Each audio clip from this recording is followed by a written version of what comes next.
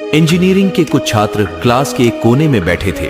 Class teacher ने पास जाकर उत्सुकता से देखा और पूछा, आप लोग यहाँ क्या कर रहे हो? छात्रों ने कहा, सर, हमने एक नई खोज की है जिसके जरिए हम दीवार के आर पार देख सकते हैं। टीचर ने पूछा, वो क्या है? छात्रों ने कहा, एक होल। ये सुनकर टीचर शॉक्ड हो जाता है। इस स्टोरी से आपको कुछ नया सीखने को मिलेगा। एक बार एक आदमी किताब पढ़ने में व्यस्त था, पर उसका बेटा बार बार आकर उसे डिस्टर्ब कर देता। पिता के समझाने और डांटने का भी उस पर कोई असर नहीं पड़ता। तब उस आदमी ने सोचा कि अगर बच्चे को किसी काम में उलझा दिया जाए तो बात बन सकती है। उन्होंने पास ही पड़ी एक पुरानी किताब उठाई। उन्हें उस किताब में विश्व मानचित्र छपा दिखा। उन्होंने तेजी से वो पेज फाड़ा और बच्चे को बुलाकर कहा, देखो, ये वर्ल्ड मैप है। अब मैं इसे कई पार्ट्स में कट कर देता हूँ। तुम्हें इन टुकड़ों को फिर से जोड़कर वर्ल्ड मैप तैयार करना होगा। बेटा तुरंत मैप बनाने में लग गया और पिता यह सोचकर खुश होने लगे कि अब वो आराम से किताब पढ़ सकेंगे। लेकिन ये क्या, अभी 5 मिनट ही बीते थे कि बेटा दौड़ता हुआ आया और बोला, ये देखिए पिताजी, मैंने मैप तैयार कर लिया है। पिता ने आश्चर्य से देखा, मैप बिल्कुल सही था। तुमने इतनी जल्दी मैप कैसे जोड़ दिया? बच्चे ने कहा, पापा, आपने जो पेज दिया था उसके पिछले हिस्से में एक कार्टून बना था। मैंने बस वो कार्टून कंप्लीट कर दिया और मैप अपने आप ही तैयार हो। एक कंजूस व्यक्ति ने जीवन भर कंजूसी करके 5 करोड़ रुपए एकत्रित कर लिए। इस धन की बदौलत वह 1 साल तक बिना कोई काम किए चैन की जिंदगी जीने लगा। लेकिन इसके पहले कि वह उस धन को निवेश करने का इरादा कर पाता, यमदूत ने उसके दरवाजे पर दस्तक दे दी। उस व्यक्ति ने यमदूत से कुछ समय देने की प्रार्थना की, परंतु यमदूत अड़े रहे, टस से मस नहीं हुए। व्यक्ति ने याचना की, मुझे 3 दिन की जिंदगी दे दो, मैं तुम्हें अपना आधा धन दे दूंगा। पर यमदूत ने एक शाम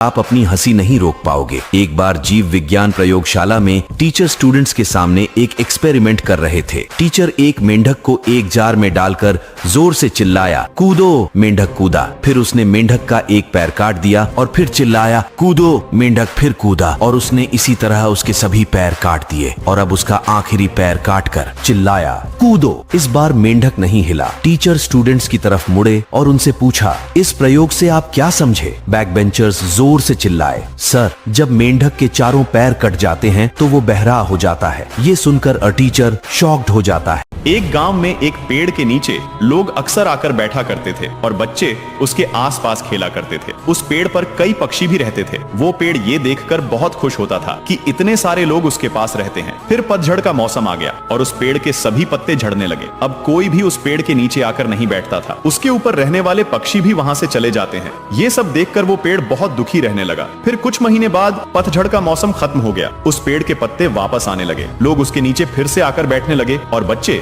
उसके पास खेलने लगे। वो सब पक्षी भी उसके पास वापस आ गए थे। ये सब देखकर पेड़ बहुत ही हैरान हुआ। तब उसे समझ आया कि लोग कितने मतलबी हैं। सुख में तो वो हमारे साथ रहते हैं, लेकिन दुख में साथ छोड़कर चले जाते हैं। एक बार एक प्रोफेसर बोट से जा रहा था। रास्ते में उसने नाविक से पूछा, क्या तुम biology, ecology, zoology, geography, physiology जानते हो? नाविक ने कहा, नहीं, मुझे ये सब नहीं पता। प्रोफेसर ने कहा, तो तुम इस पृथ्वी के बारे में क्या जानते हो? तुम तो अज्ञानता से मर जाओगे। थोड़ी देर बाद नाव डूबने लगी। नाविक ने प्रोफेसर से पूछा, क्या तुम्हें स्विमिनोलॉजी, शार्कोलॉजी से एस्केपोलॉजी आती है? प्रोफेसर ने कहा, नहीं। नाविक ने कहा, ठीक है, अब शार्कोलॉजी और क्रोकोडिलोजी तुम्हारा असोलॉजी और हेडोलॉजी खाएंगे और तुम्हारे माउथोलॉजी की वजह से आज तुम्हारी डेथोलॉजी होगी। एक दूध बेच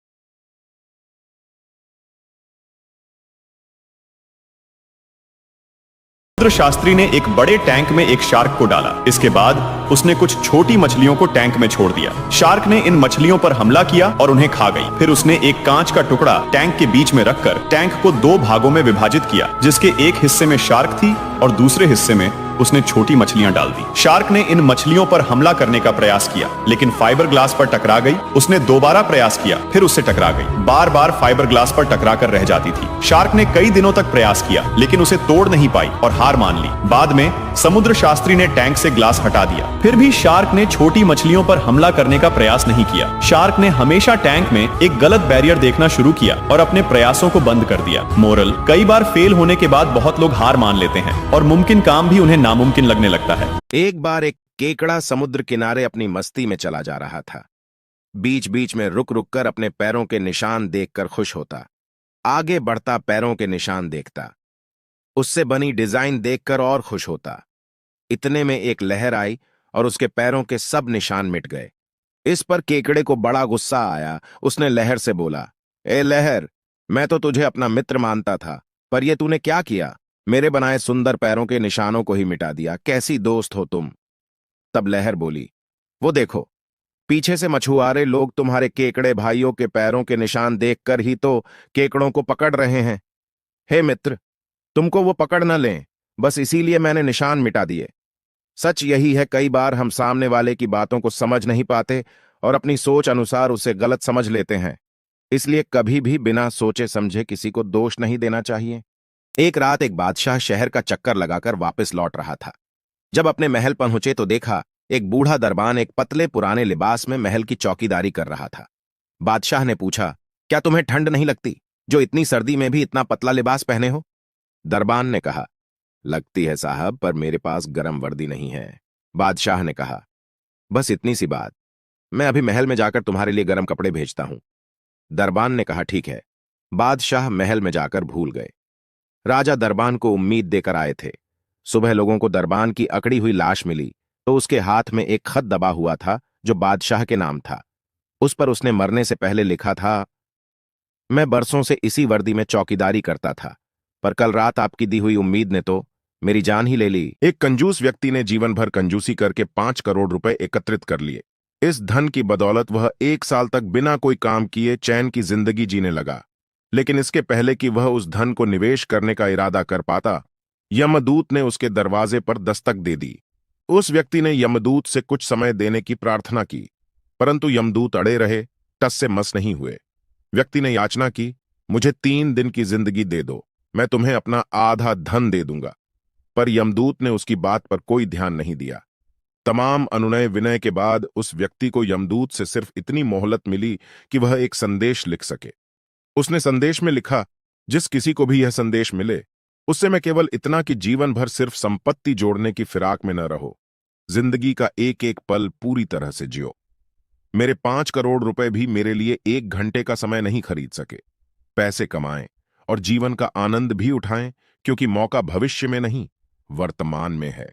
एक छोटे से गांव में एक लड़का भेड़ों को चराता था। एक दिन वह बोर होकर गांव वालों से मस्ती करने का मन बना लेता है और अचानक वह चिल्लाया, बचाओ, भेड़िया आया, बचाओ। गांव वालों ने उसकी चीखें सुनी और उसकी मदद के लिए उसकी ओर भागे। जब वे उसके पास पहुंचे तो उन्होंने पूछा, कहां है भेड़िया? लड़का हंसने लगा और बोला, मैं तो तुम सबसे मस्ती कर रहा था। कुछ दिनों बाद लड़के ने फिर से यही मजाक किया। गांव वाले उससे बहुत नाराज हो गए। कुछ समय बाद अचानक एक भेड़िया उसके खेत में घुसा और एक भेड़ पर हमला कर दिया और वो लड़का चिल्लाया, बचाओ, बचाओ, भेड़िया आया, बचाओ। गांव वालों ने उसकी चीखें सुनी, लेकिन उन्होंने हंसते हुए कहा, ये फिर से हमारे साथ मजाक कर रहा है। लड़का गांव वालों के पास दौड़ते हुए जाता है और कहता है, मैंने पहले झूठ बोला था, लेकिन इस बार यह सच है। आखिरकार गांव वाले देखने गए तो यह सच था, लेकिन तब तक भेड़िया बहुत सारी भेड़ों को मार चुका था। ऐसे ही वीडियोस को देखने के लिए हमारा चैनल सब्सक्राइब करें।